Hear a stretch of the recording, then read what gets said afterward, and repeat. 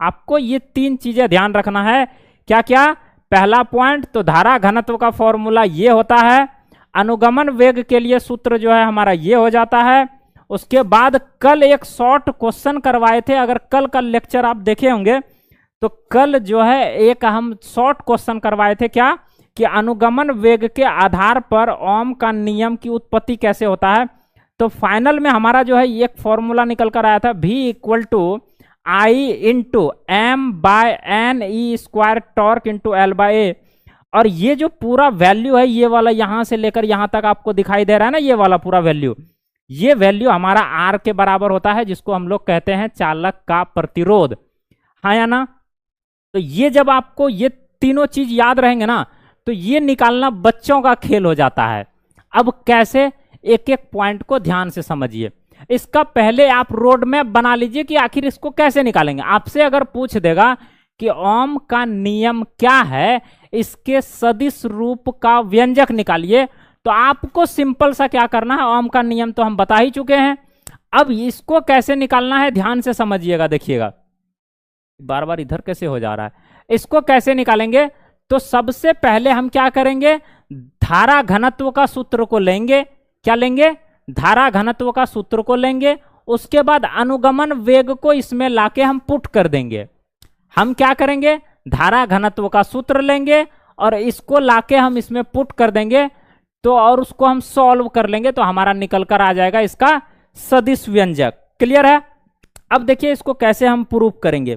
तो सबसे पहले हम क्या करेंगे, यहां लिखेंगे, हम लिखेंगे धारा घनत्व, हम लिखेंगे इसका हल में धारा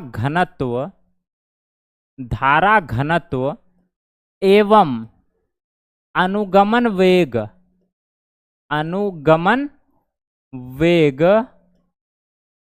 में संबंध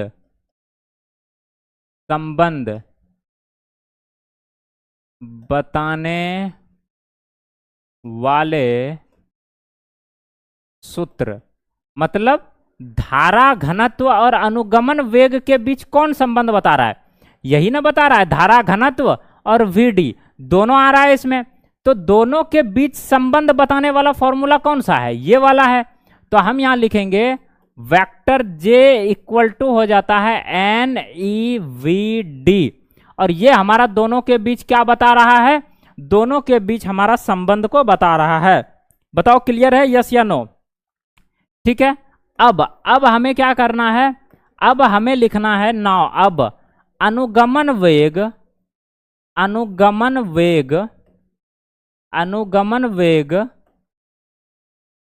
का सूत्र।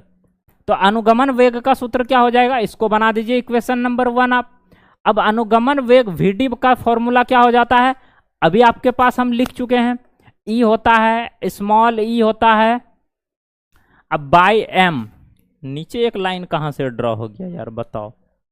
ठीक है, बाय होता है एम इनटू होता है टॉर्क, ये फॉर्मूला हो जाता है गुरुजी।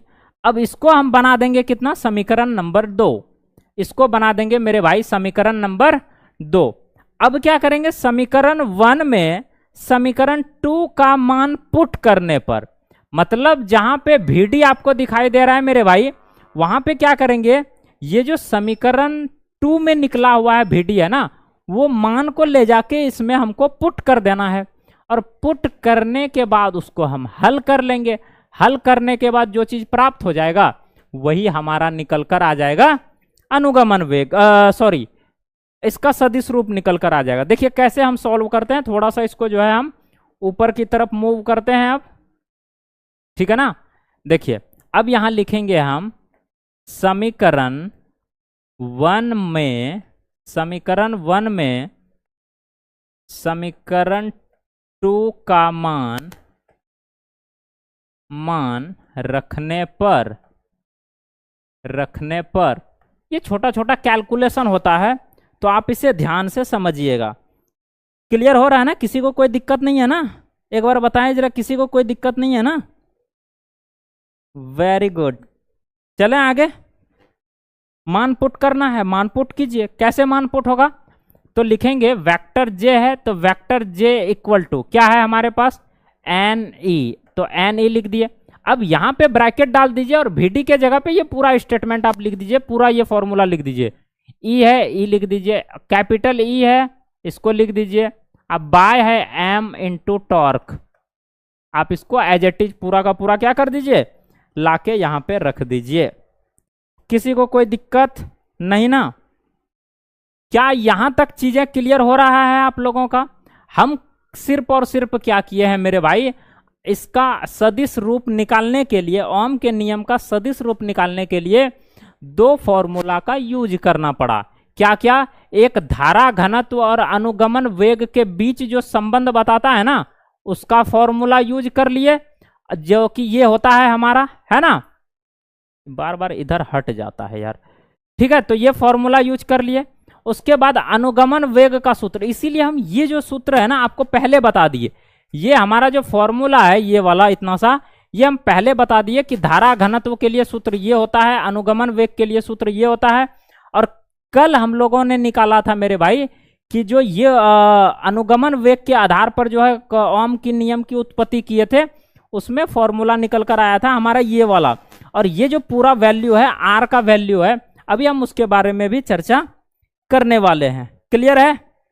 चलिए अब देखिए थोड़ा सा आगे की तरफ हम चलते हैं और आगे देखिएगा क्या कुछ होने वाला है। अब ये मान हमने पुट कर दिया, समीकरण 1 में 2 को मान पुट कर दिए। अब इसमें से थोड़ा हम इसको स्टैंडर्ड बनाते हैं। देखिए वेक्टर जे ले लिए इक्वल टू, इसको क्या करेंगे हम, देखिए ध्यान से, इसको करेंगे अरेंज, एन ई, यहां देखिए एक ई यहां है, एक स्मॉल ई यहां है, तो ई गुना ई क्या हो जाएगा, ई स्क्वायर हो जाएगा, बिल्कुल गुरुजी हो जाएगा। अब बट्टे में हो जाएगा एम इंटू टॉर्क, आया ना। और ये जो ई है ना, ये ई को हम ले आए बाहर। अब वेक्टर ई को हम क्या कर दिए, ये है मल्टीप्लाई में ही ऊपर में, तो इसको हम क्या कर दिए, बाहर लेकर आ गए। अब बताओ किसी को कोई दिक्कत नहीं ना? यहां तक किसी को कोई दिक्कत नहीं ना? Very good. अब यहां पर ये जो आया है ना, ये वाला इतना सा मान, ये जो इतना सा मान आया है मेरे भाई, इसके बराबर में एक फॉर्मूला आता है, इसको कहा जाता है क्या, सिग्मा। क्या कहा जाता है, सिग्मा, जिसको हम लोग कहते हैं चालक, जिसको हम लोग क्या कहते हैं, चालक कहते हैं।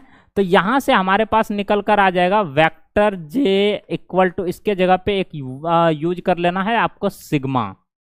क्या यूज कर लेना है, सिग्मा इंटू वेक्टर ई, और यही हमारा निकल कर आ चुका है इसका सदिश रूप। ठीक है, अब यहां पे आपको ध्यान क्या रखना है कि ये सिग्मा जो है ना, ये सिग्मा, ये हमारा क्या है, तो इसको बोलते हैं चालक, चालकता, क्या बोलते हैं, चालकता। और इसके बराबर एक फॉर्मूला आ जाता है, ये हमारा n E square by m into torque. इस यही जो है हमारा 1/ρ के बराबर भी होता है। क्लियर है यहां तक? बताओ किसी को कोई दिक्कत, किसी को कोई दिक्कत यहां तक में?